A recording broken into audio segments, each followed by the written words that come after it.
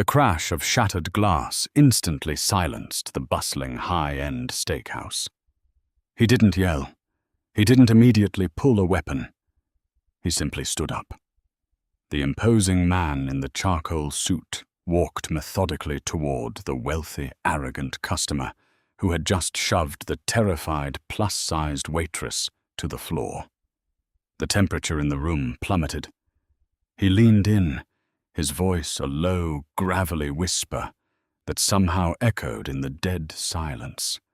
"Touch her again, and you're dead." Chloe Bennet knew exactly what it meant to be invisible, right up until the moment she became a target. At 26 years old, and wearing a size 22, she had long ago realized that society had exactly two ways of dealing with fat women. They either looked right through you, as if you were made of glass, or they looked at you with a simmering, inexplicable disgust. For 3 years, Chloe had worked the floor at O'Malley's Prime, a dimly lit, old-money steakhouse tucked into a corner of Chicago's River North district. It was the kind of establishment that smelled of aged leather, expensive bourbon, and the quiet arrogance of generational wealth. It was also the kind of place where the waitstaff were expected to be young, lithe, and conventionally beautiful. Chloe was the glaring exception. She had gotten the job only because the general manager, an exhausted man named Arthur Pendleton, owed her late father a favor. Every shift was a physical and mental marathon. Her thighs chafed under the heavy fabric of the mandatory black pencil skirt. Her lower back throbbed from carrying massive, silver-plated trays loaded with bone-in ribeyes and oversized martinis. But the physical pain was nothing compared to the daily, casual cruelties inflicted upon her by the patrons. The wealthy brokers and real estate tycoons who frequented O'Malley's didn't see Chloe as a person. They saw her as a punchline. She would hear the snickers when she squeezed past a narrow gap between chairs. She would endure the condescending, slow-drawn way some of the manicured wives ordered their salads, eyeing her waistline with poorly concealed pity. Chloe had mastered the art of the blank, polite smile. She built a fortress in her mind, retreating behind its walls whenever the whispers grew too loud. Just get through the shift. Just pay the rent. But for the past month, there had been a shift in the atmosphere at O'Malley's. It started on a rainy Tuesday in early October. He sat at table 4, a secluded corner booth that offered a clear, unobstructed view of both the front entrance and the kitchen doors. His name, though Chloe wouldn't learn it until much later, was Dominic Russo. Dominic didn't look like the typical O'Malley's clientele. He wasn't wearing a flashy Rolex, and he didn't laugh loudly at bad jokes to impress business partners. He was tall, powerfully built, with dark hair neatly swept back and eyes the color of cold, crushed flint. He wore impeccably tailored, dark suits that seemed to swallow the light around him. There was a dangerous stillness to him, a quiet, predatory grace that made the hairs on the back of Chloe's neck stand up every time she approached his table. He came in every single night at 8 p.m.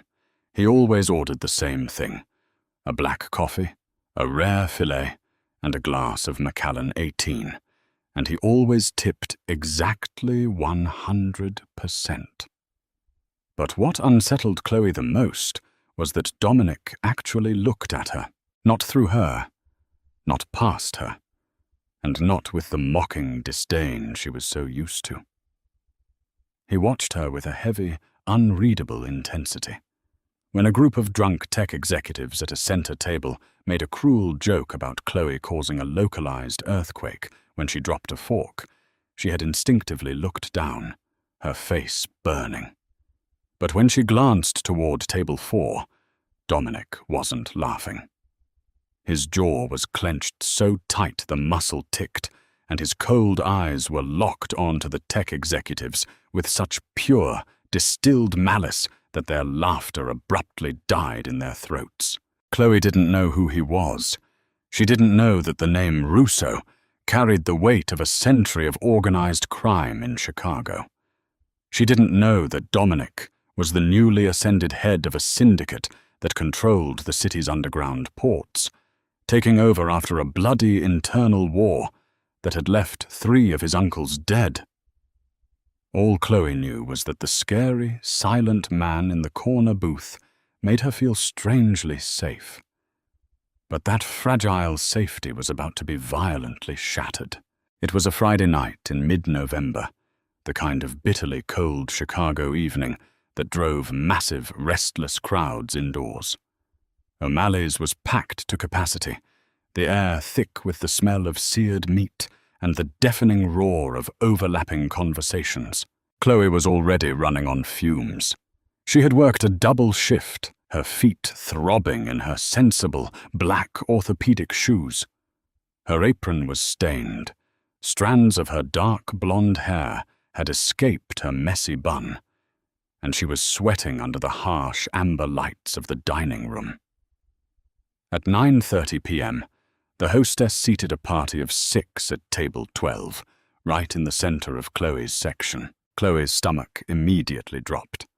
The group was led by Bradley Harrington, the 30-something heir to a massive Midwestern logistics empire. Bradley was notorious at O'Malley's.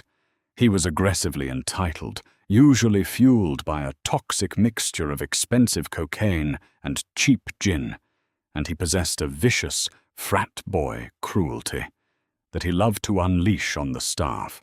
Chloe took a deep breath, plastered on her professional smile, and approached the table. "Good evening, gentlemen. Can I start you off with some—" "Jesus Christ," Bradley interrupted, leaning back in his chair and looking Chloe up and down with exaggerated disgust. He turned to his sycophantic friends, who were already smirking. "I told Arthur to stop putting the heavy machinery in our section. Are we paying for a high-end dining experience, or are we at a livestock auction?" The table erupted into ugly, braying laughter. Chloe's face flushed a deep, humiliating crimson. The familiar sting of tears pricked her eyes, but she blinked them back, biting the inside of her cheek until she tasted copper. "Don't give them the satisfaction," she told herself. "Don't you dare cry." "I apologize if I'm not to your liking, sir," Chloe said, keeping her voice incredibly steady despite the violent trembling in her hands. "Would you like me to send another server over?" No, Bradley sneered, waving a hand dismissively. "I want to see if you can make it back to the kitchen without suffering a cardiac event. Bring us 3 bottles of the 14 Camus, and don't drink any on the way. We know you have an appetite." Chloe turned sharply and walked away. The laughter followed her all the way to the service station. She leaned heavily against the polished mahogany counter, squeezing her eyes shut, trying to regulate her breathing. From across the room, at table 4, Dominic Russo sat perfectly still. His steak was untouched. His eyes, dark and lethal, were fixed entirely on Bradley Harrington. Dominic's right hand, resting casually on the white tablecloth, slowly curled into a fist. Over the next hour, Bradley and his table turned into a nightmare. They demanded constant, immediate attention, only to send drinks back for being too watery, or steaks back for being a millimeter overcooked. Every interaction was laced with poisonous remarks about Chloe's weight. They made oinking sounds when she walked away. They asked if she was hiding the missing bread rolls in her uniform. Chloe was slowly dying inside, her dignity being chipped away piece by piece in front of a dining room full of people who did absolutely nothing to intervene. The climax arrived at 10:45 p.m. Chloe was carrying a massive, heavy tray holding 4 fresh bone-in ribeyes and several cast-iron sides of potatoes. It required both hands and immense balance to navigate through the crowded tables. As she approached table 12, Bradley shifted in his seat. Just as Chloe stepped past him, Bradley deliberately shot his leg out into the aisle. Chloe's foot caught his expensive leather shoe. Given her momentum and the sheer weight of the tray, there was no way to recover. She pitched forward. Time seemed to slow down. The heavy silver tray slipped from her grasp. Steaks, boiling hot juices, and heavy cast-iron bowls went flying across the aisle, shattering against the hardwood floor. Chloe hit the ground hard, her knees taking the brunt of the impact, tearing her stockings and scraping her skin raw. The entire restaurant gasped. Then dead silence fell over O'Malley's. Chloe lay on the floor for a second, completely stunned, the breath knocked out of her. Hot steak juice soaked through the front of her white blouse. The humiliation was so absolute, so suffocating, that she couldn't even move. Bradley stood up, looking down at her with a look of supreme, vicious triumph. "Look at this mess," he drawled loudly, making sure the entire restaurant could hear him. "Like a beached whale. You are completely pathetic. Get on your hands and knees and clean it up, pig." Bradley reached down, intending to grab the collar of Chloe's stained shirt to yank her up. His hand never made contact. A shadow fell over the table. Before anyone could blink, a large, incredibly strong hand clamped around Bradley's wrist. The grip was so sudden and violently tight that a distinct crack echoed in the quiet room. Bradley let out a pathetic shriek of pain, his knees buckling slightly as he tried to pull away. He turned, his face twisting in rage, ready to scream at whoever had grabbed him. He found himself staring directly into the dead, shark-like eyes of Dominic Russo. Dominic didn't look angry. He looked entirely devoid of humanity. It was the face of a man who decided, in a fraction of a second, that a life no longer held value. "Let go of me," Bradley stammered, though the arrogance was rapidly draining from his voice, replaced by instinctual terror. His friends, sensing the lethal shift in the atmosphere, froze in their seats. Dominic smoothly twisted Bradley's wrist just a fraction of an inch further. Bradley dropped to his knees with a gasp, his face turning pale. Dominic stepped over the spilled food, never breaking eye contact with the trembling CEO. He leaned down, his face inches from Bradley's. When he spoke, the low, gravelly whisper seemed to suck all the oxygen out of the room. "Touch her again, and you're dead." It wasn't a threat. It was a simple statement of absolute fact. "Do you know who I am?" Bradley gasped out, trying to salvage his pride, though tears of pain were forming in his eyes. "I'm Bradley." "I know exactly who you are, Harrington," Dominic cut him off, his voice dropping another octave. "And I know your father, Richard. I know about the offshore accounts in the Caymans. I know about the shipping containers your company moves through the South Side ports without customs inspections. I know everything." Bradley's eyes widened in sheer, unadulterated horror. The realization hit him like a physical blow. The tailored suit, the cold eyes, the intimate knowledge of the ports. "Russo," Bradley breathed, the color completely leaving his face. He looked like he was about to vomit. "Apologize to her," Dominic commanded softly. I'm sorry," Bradley stammered rapidly, not even looking at Chloe. "Look at her," Dominic snapped, the sudden volume making half the restaurant jump. Bradley turned his terrified eyes to Chloe, who was still on the floor, staring up at the scene in absolute shock. "I'm sorry," he whispered, his voice shaking violently. "I'm so sorry." Dominic released Bradley's wrist with a look of profound disgust. "Get out. If I ever see your face in this city again, I will have my men mail you back to your father in pieces. Run." Bradley didn't hesitate. He scrambled to his feet, clutching his injured wrist, and practically sprinted for the exit, leaving his expensive coat and his stunned friends behind. His friends wordlessly stood up and hurried after him, keeping their heads down. The restaurant remained in stunned silence. Nobody moved. Nobody spoke. Dominic turned away from the retreating figures. The dangerous, lethal aura that had surrounded him suddenly vanished, replaced by something entirely different. He knelt down right in the middle of the spilled food, ruining the trousers of a $5,000 suit without a second thought. He looked at Chloe. For the first time, she saw a flicker of warmth in his eyes. "Are you hurt, Chloe?" he asked. His voice was shockingly gentle, a jarring contrast to the monster who had just terrified a billionaire. She blinked, tears finally spilling over her lashes, tracing clean lines through the grime on her cheeks. "How do you know my name?" "I don't wear a name tag." Dominic gently reached out, offering her his hand. It was large, scarred, and warm. "Take my hand, Chloe," he said softly. "We're leaving."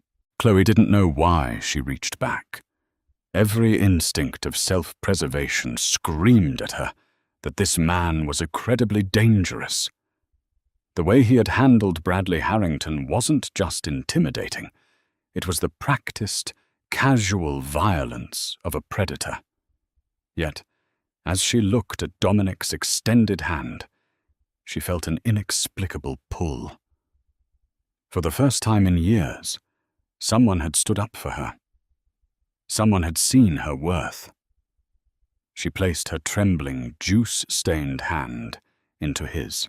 Dominic's grip was firm, but surprisingly gentle.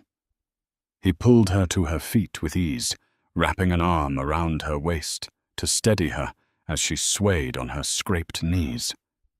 "Arthur!" Dominic called out without turning around.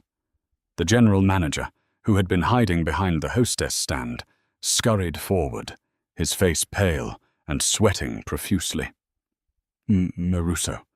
Sir, I am so terribly sorry about this. I had no idea." "Chloe no longer works here," Dominic interrupted flatly, his arm still securely around her waist.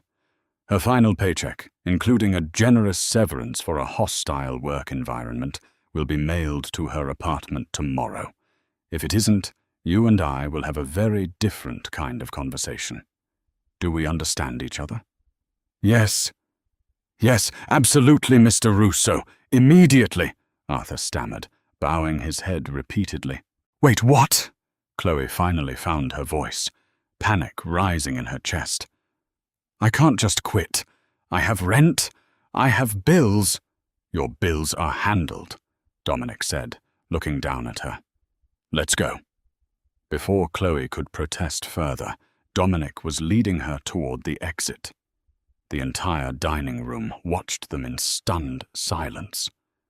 Nobody said a word as the terrifying Mafia boss escorted the plus-sized, stained, and battered waitress out into the biting Chicago night. The cold air hit Chloe like a slap, snapping her back to reality. "Stop! Just stop," she demanded, pulling her hand away from him as soon as they hit the pavement of Rush Street. She wrapped her arms around herself, shivering violently in her ruined, thin blouse. "Who are you?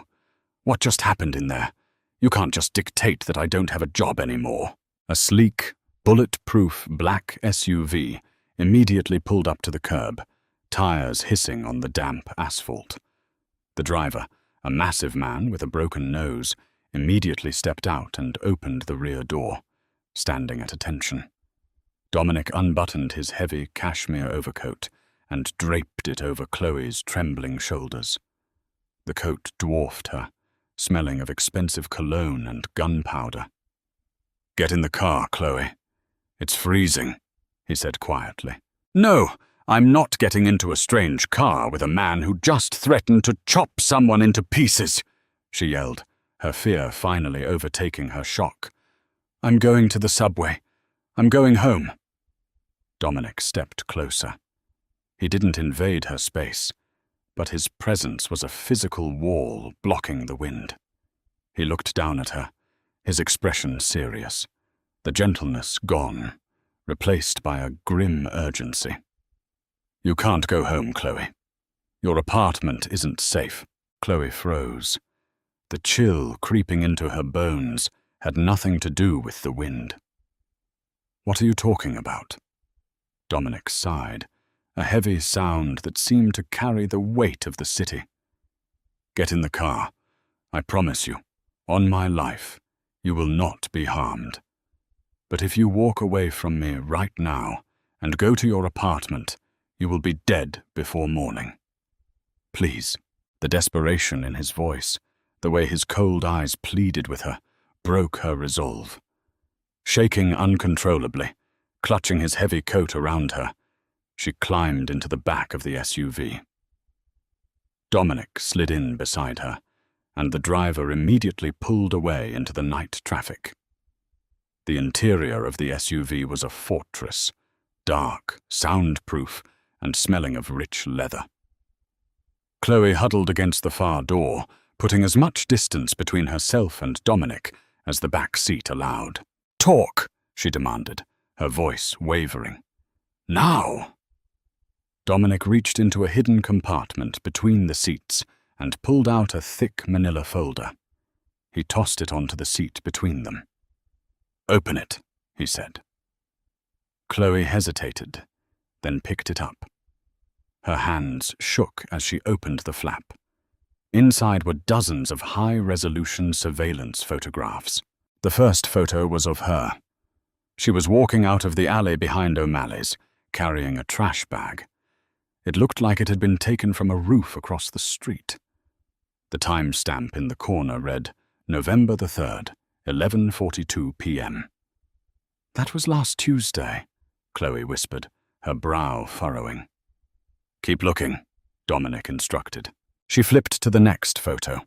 It was the same alley, but the angle was wider. In the background, partially obscured by shadows, two men were violently dragging a third man into the back of a panel van. Chloe's breath hitched. She remembered that night. She had taken the trash out late. She had heard a muffled shout, seen a brief scuffle near the dumpsters. But it was dark, and she had hurried back inside, convincing herself it was just some drunken homeless men fighting. "The man being dragged into the van," Dominic explained, his voice low and steady in the dark car, "was an informant for the federal government. The two men taking him belong to the Falcone family. They are my rivals." Chloe dropped the photos as if they were on fire. "I didn't see anything. I didn't see their faces. I didn't see the van on. I swear to God." "I know," Dominic said softly. "But they don't know that. They saw you standing there. They saw you looking in their direction. In their world, a loose end is a dead end. They've been tracking you, Chloe. They know where you work. They know you live in a third-floor walk-up on North Halsted Street. They know you live alone." Chloe felt the bile rise in her throat. The walls of the SUV seemed to be closing in on her. "Oh my God. Oh my God. Why didn't you go to the police? Why are you involved?" "Because the Falcones have half the precinct on their payroll," Dominic stated matter-of-factly. "And I'm involved because the informant they killed was feeding the feds information about my ports. The Falcones were trying to frame my family for a weapons shipment. I needed to know who took him. When my men pulled the security footage from a nearby ATM, we saw the kidnapping." He paused, looking at her intently. "And we saw you." "So you've just been watching me?" she asked, a mix of horror and bizarre relief washing over her. "For 2 weeks? That's why you were at the diner every night?" "I had to make sure they didn't make a move on you," Dominic admitted. "You were innocent, a civilian. I couldn't let you pay the price for my war. I put my men on your apartment building. I sat in O'Malley's every night to ensure you walked out safely. I was waiting for the right moment to pull you out and relocate you. And tonight? Chloe asked, staring down at her ruined stockings, the events of the evening crashing over her in a chaotic wave. With Bradley Harrington? Dominic's jaw tightened visibly in the dim streetlights passing over his face.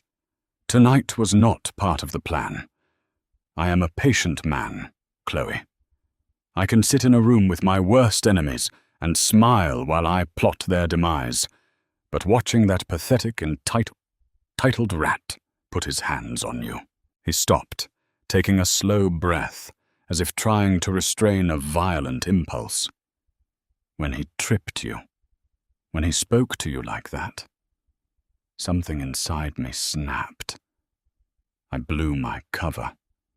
I exposed myself to protect you from him. Chloe looked at him, truly looked at him. This ruthless Mafia boss had compromised a delicate, high-stakes surveillance operation, risking his own life and a turf war, simply because he couldn't stand watching her get bullied. "Why do you care?" she whispered, her voice barely audible over the hum of the engine. "I'm nobody. I'm just the fat waitress everyone makes fun of. Why risk everything for me?" Dominic turned fully toward her. He reached out, hesitating for a fraction of a second before gently brushing a stray lock of hair away from her tear-stained cheek. His touch sent a jolt of electricity straight to her heart. "You are not nobody, Chloe," he said, his voice dropping into a register of rough, unyielding honesty. "For 2 weeks, I watched you. I watched you endure the worst of human nature with quiet dignity. I watched you slip extra food to the homeless man in the alley. I watched you smile through pain that would break lesser men. You think people look past you? I haven't been able to take my eyes off you since the first night I walked into that restaurant." Chloe's heart hammered against her ribs like a trapped bird. No one had ever spoken to her like this. No one had ever looked at her like she was something precious, something worth fighting a war over. "Where are we going?" she asked, the fight completely draining out of her. "To my estate in Lake Forest," Dominic replied, settling back against the leather. "The property is heavily fortified. You will be safe there while I dismantle the Falcone operation." "And after?" she asked, a sudden fear of the future gripping her. "When it's over?" Dominic's cold eyes softened in the shadows. "When it's over, Chloe, you can go wherever you want. But I'm hoping you'll choose to stay." The SUV sped into the night, carrying Chloe Bennett away from the life of an invisible, mocked waitress, and plunging her head first into the dangerous, intoxicating world of Chicago's most feared man. The war was just beginning, and she had no idea that the darkest twists were yet to come. The drive to Lake Forest took less than 40 minutes, but to Chloe it felt like crossing into an entirely different dimension. The dense, towering skyline of Chicago gave way to winding, tree-lined roads, shrouded in the pitch-black canopy of the November night. The SUV finally slowed, turning onto a private driveway secured by massive wrought-iron gates. As they swung open silently, Chloe caught sight of heavily armed men patrolling the perimeter with trained Dobermans. Dominic's estate was a sprawling, stone-faced manor that looked less like a home and more like an impenetrable fortress. When the SUV parked near the grand entrance, Dominic didn't wait for his driver. He stepped out and opened Chloe's door himself. "Welcome to my home, Chloe," he said, his voice steady in the freezing air.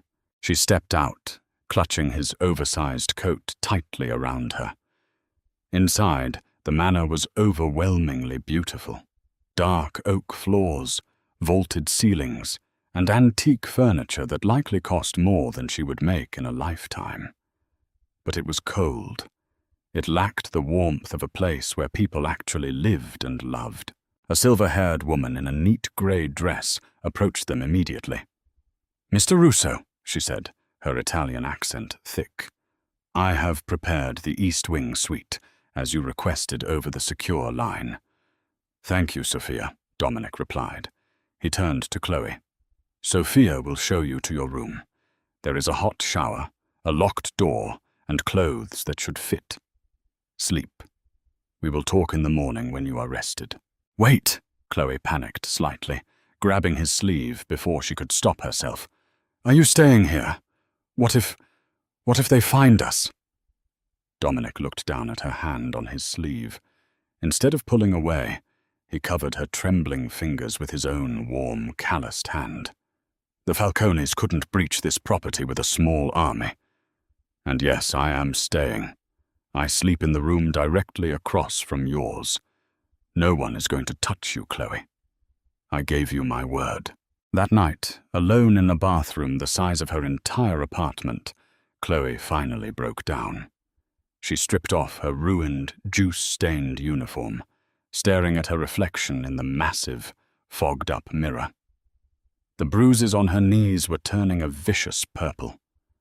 But the physical pain paled in comparison to the phantom echoes of Bradley Harrington's laughter in her ears. Beached whale. Pig.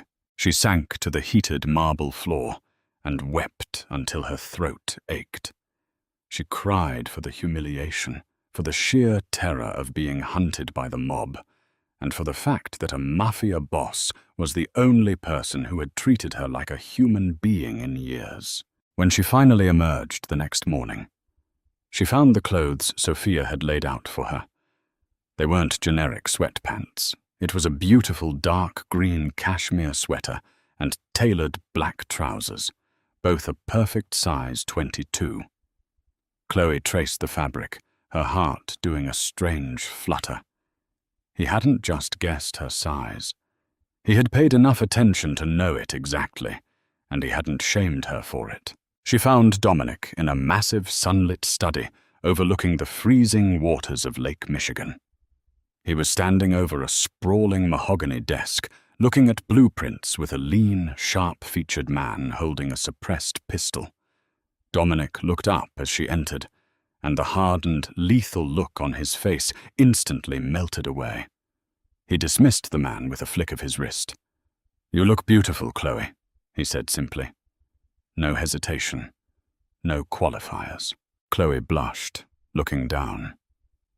"Thank you for the clothes, and for last night. I didn't properly thank you for getting me out of there." "You don't ever have to thank me for treating you with basic respect," Dominic said, walking over to pour her a cup of coffee from a silver carafe. He handed it to her. "Sit. We need to discuss the reality of our situation." Chloe sat on the edge of a leather sofa, wrapping her hands around the warm mug. "The men who took the informant, the ones who saw you, are high-ranking enforcers for the Falcone family," Dominic explained, his tone shifting into a sharp, businesslike cadence. "But they aren't working alone. They have protection from the inside. I received confirmation at 4 a.m.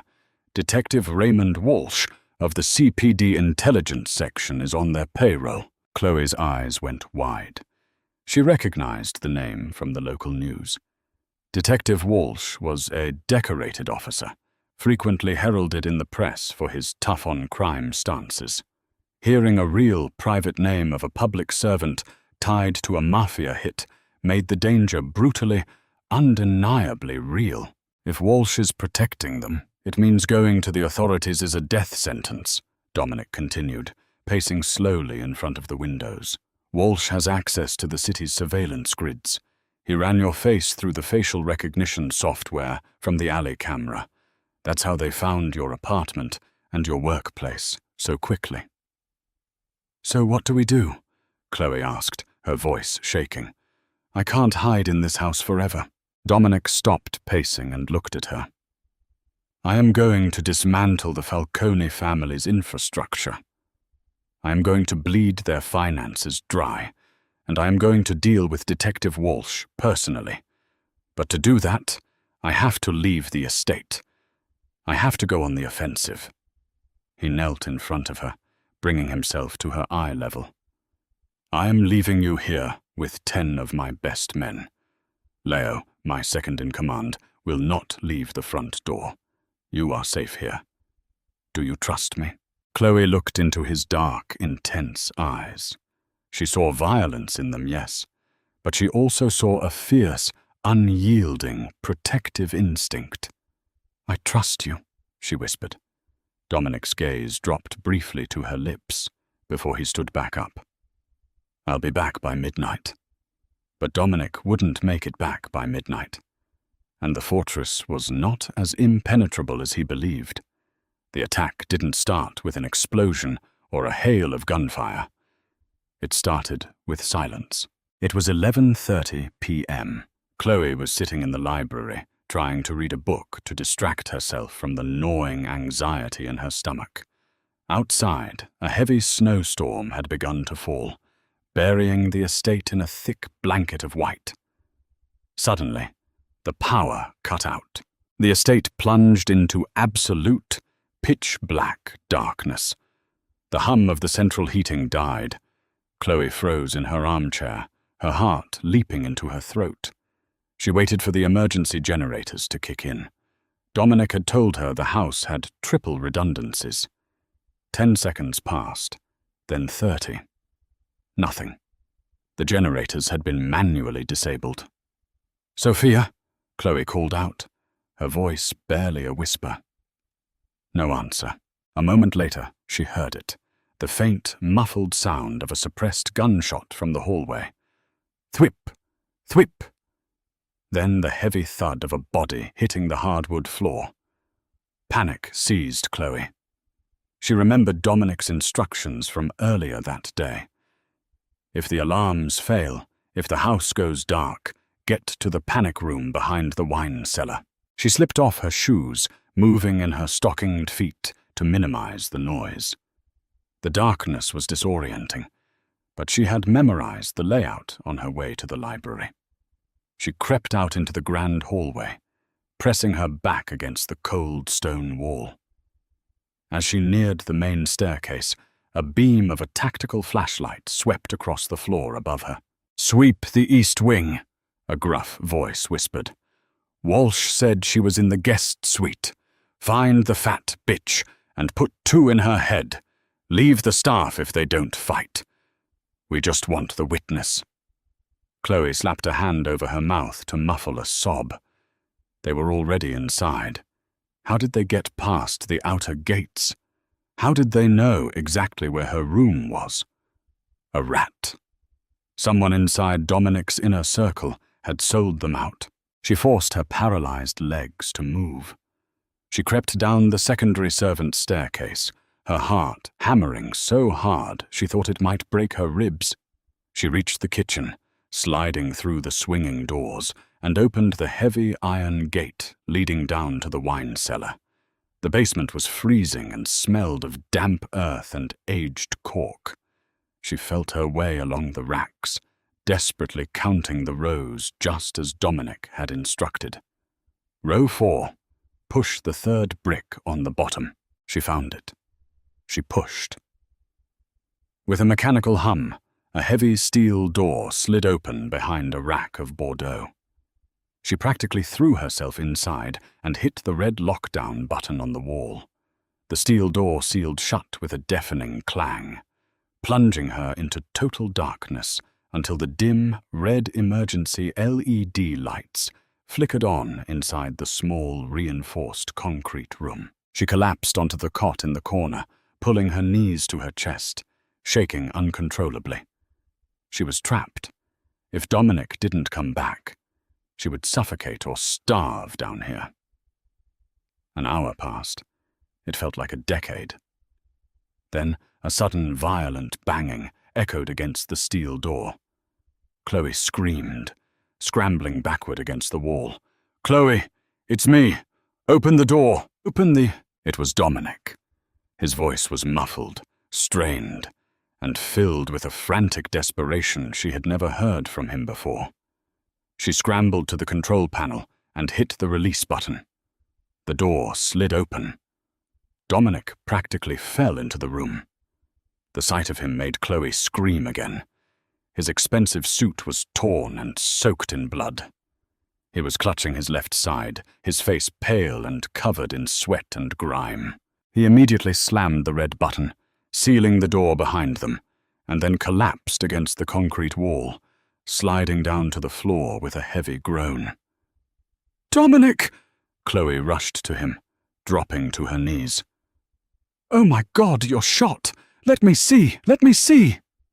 "I'm fine," he gritted out through clenched teeth, swatting her hand away weakly. "It's a through and through, grazed the ribs. Blood loss is the only issue." "You are not fine," Chloe snapped, the sheer terror giving way to a sudden, fierce adrenaline. She didn't care that he was a terrifying syndicate boss. Right now, he was a bleeding man who had risked his life to save her. She ran to the emergency medical kit mounted on the wall, tearing it open. She pulled out gauze, antiseptic, and medical tape. "Take off your jacket and your shirt," she ordered, her voice surprisingly steady.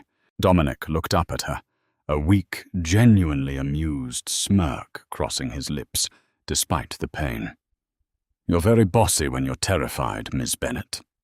"Take it off, Russo, before you bleed out on my clean floor," she shot back. With painful, jerky movements, he discarded the ruined suit jacket and unbuttoned his shirt, letting it slide off his shoulders. Chloe's breath hitched.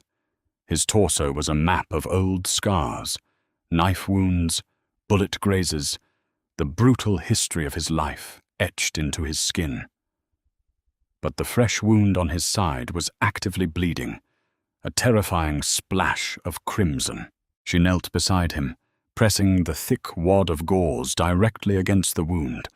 Dominic hissed, his head snapping back against the concrete wall, his jaw locking tight. I know. I'm sorry," she whispered, applying maximum pressure. She leaned her entire body weight onto her hands.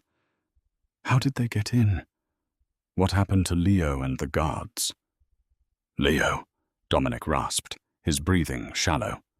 "Leo is the rat. He betrayed me to the Falcones. He let them in. He disabled the generators." Chloe felt a chill that had nothing to do with the temperature of the room. "Your own second in command? Why?" "Because of you," Dominic admitted, turning his head to look at her. His eyes were burning with an intense, feverish heat. "Leo thought I was going soft. He told the men that I was risking the entire family, risking our ports and our lives, over a waitressing civilian. He made a deal with the Falcones to hand you over in exchange for taking my seat at the head of the table." Chloe's heart shattered. The familiar, suffocating weight of worthlessness crashed down on her. "It's my fault. I ruined everything," she choked out, tears finally spilling hot and fast down her cheeks. "I told you I was a liability. You should have let them take me. Your men are dead, you're bleeding out, all because you tried to save some fat, pathetic girl who couldn't even walk across a restaurant without falling over." Dominic's hand shot out. Despite his weakness, his grip on her wrist was like iron. "Stop it," he ordered, his voice suddenly hard and authoritative. "Look at me." Chloe squeezed her eyes shut, sobbing. "I said, look at me, Chloe." She opened her eyes, meeting his fierce gaze. "You are not pathetic," Dominic said, his voice dropping into that low, intimate register that made her heart race. "You are the bravest woman I have ever met. You survived years of psychological torture from a society that values nothing but shallow aesthetics. You survived an ambush tonight. You are saving my life right now." He released her wrist and slowly reached up, his blood-stained fingers gently cupping her jaw. His thumb wiped away a tear. "I didn't risk my empire for a liability," he whispered, pulling her slightly closer. "I risked it because the moment I saw you, the real you, the strength in your eyes when you refused to break in that restaurant, I knew I had finally found a queen who could stand beside a monster like me." Chloe stopped breathing. The air in the tiny, claustrophobic panic room crackled with a sudden, overwhelming electricity. "Dominic," she breathed. "Leo thought I was weak," Dominic continued, his eyes dropping to her lips. "He's about to find out exactly how ruthless I can be when someone threatens the woman I love." He didn't wait for her to process the confession. Dominic leaned forward, ignoring the agonizing pain in his ribs, and pressed his lips firmly against hers. It wasn't a gentle kiss.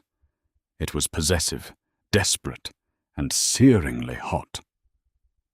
Chloe gasped into his mouth, her hands instinctively moving from the gauze to grip his bare shoulders. She kissed him back with all the pent-up frustration, fear, and hidden longing of the past 2 weeks. For the first time in her life, she felt completely, unapologetically desired. She wasn't invisible anymore. She was the center of this dangerous, powerful man's entire universe. When they finally broke apart, both of them breathing heavily, Dominic rested his forehead against hers. "We stay here until dawn," Dominic whispered, his voice rough. "By sunrise, my loyal men from the south side will arrive. And then I am going to burn Leo Rossi, Detective Walsh, and the entire Falcone family to the ground." The red emergency lights hummed a monotonous, steady drone as hours bled into one another. Chloe kept her hands pressed firmly against Dominic's side until the bleeding finally slowed to a sluggish crawl. He had drifted into a feverish, restless sleep, his head resting against her shoulder. She didn't dare move. She simply stroked his dark hair, a profound, terrifying realization washing over her. She had fallen completely in love with a man who could burn the city to the ground. At exactly 6:15 a.m., the heavy steel door of the panic room vibrated. 3 sharp knocks, followed by a pause, and then 2 more. Dominic's eyes snapped open, instantly clear and feral. He reached for the heavy Glock 19, resting on the concrete floor. "Step behind me," he rasped, struggling to his feet. He punched a code into the keypad. The door hissed and slid open. Standing in the ruined wine cellar was Vincent "Vinny" Gallagher, Dominic's oldest friend and the brutal captain of the Southside crew. Behind him stood a dozen heavily armed men holding tactical rifles.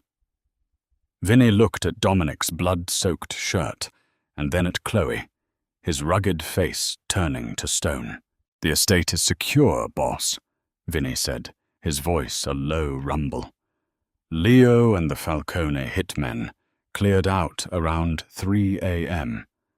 They thought you bled out in the walls. We have 3 casualties in the security detail.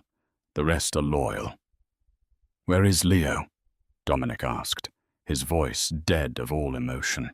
"He called a sit-down at the old Bridgeport freight yards for noon," Vinny replied, handing Dominic a fresh shirt and a heavy Kevlar vest. "He's bringing Detective Walsh and the Falcone brothers. He's planning to announce your death and hand over the port territories to them to seal the alliance." Dominic slipped the vest over his bandages without a single wince. He thinks he has the board cornered, but he doesn't know about the flash drive. Chloe looked at him in confusion. "What flash drive?" Dominic turned to her, buttoning a fresh black shirt over the armor. "The federal informant who was murdered in that alley wasn't just giving the government information on my ports, Chloe. He was my spy inside the Falcone family. He had successfully downloaded a fully encrypted ledger detailing every single illicit wire transfer, every bribe, and every dirty cop the Falcones have bought over the last decade, including Detective Raymond Walsh. Chloe gasped. You had the evidence this whole time. I couldn't decrypt it without triggering a dead man's switch, Dominic explained, checking the magazine of his pistol. It took my specialists 2 weeks to crack the encryption. They finally broke it last night, right before the power was cut. Leo thought he was staging a coup. In reality, he just gathered all my enemies into one easily targeted room. He walked over and gently took her hands. Vinny is going to take you to a secure penthouse at the Ritz-Carlton. You will have a small army outside your door. When I am finished, I will come for you. No, Chloe said, her voice shaking but resolute. I'm not hiding in a hotel room while you bleed. I am going to help you. Dominic's brow furrowed. Chloe, this is not a game. It's going to be a slaughter. You said it yourself, she countered, her chin lifting defiantly. Walsh is a cop. If a Mafia boss walks into a precinct with a flash drive, it will disappear into an evidence locker, and Walsh will walk free. But if a civilian, the exact civilian Walsh put a hit out on, walks into the FBI field office on Roosevelt Road and hands that drive directly to Special Agent Arthur Hughes, they have to act. Dominic stared at her. Vinny let out a low, impressed whistle. She's got stones, boss, Vinny muttered. And she's right. The feds are already sniffing around Walsh. A clean civilian witness, handing them the golden goose? They'd mobilize a SWAT team in 20 minutes. Dominic looked at the fierce determination in Chloe's eyes. The terrified, broken waitress from O'Malley's was gone. In her place stood a queen forged in the fire of the night's chaos. He reached into his pocket and pulled out a small encrypted titanium drive, pressing it into her palm. If you do this, there is no going back to a normal life. You will be tied to me forever. Chloe closed her fist around the cold metal. I don't want a normal life anymore. I want you. At 11:45 a.m., Chloe Bennett walked through the sliding glass doors of the FBI field office. She was flanked by 2 massive men in dark suits, but she carried herself with a lethal, unshakable grace. Her dark green cashmere sweater and tailored trousers hugged her curves perfectly. The receptionist tried to stop her, but Chloe slammed the titanium drive onto the front desk. My name is Chloe Bennett, she stated loudly, ensuring every agent in the lobby heard her. I am the material witness to the murder of your informant on November the 3rd. I have the financial ledgers of the Falcone crime family, and I have absolute proof that Detective Raymond Walsh orchestrated the hit on your man. The lobby erupted into chaotic action. Within 10 minutes, Special Agent Hughes was plugging the drive into an isolated terminal. When the financial records populated the screen, Hughes picked up his radio. Get a tactical team to the Bridgeport freight yards, Hughes barked. Right now. But by the time the FBI arrived at the Bridgeport yards, the war was already over. Dominic hadn't gone to talk. When Leo Rossi, Detective Walsh, and the Falcone brothers had gathered in the central warehouse to drink champagne and divide Dominic's empire, the steel doors had slammed shut, locking them inside.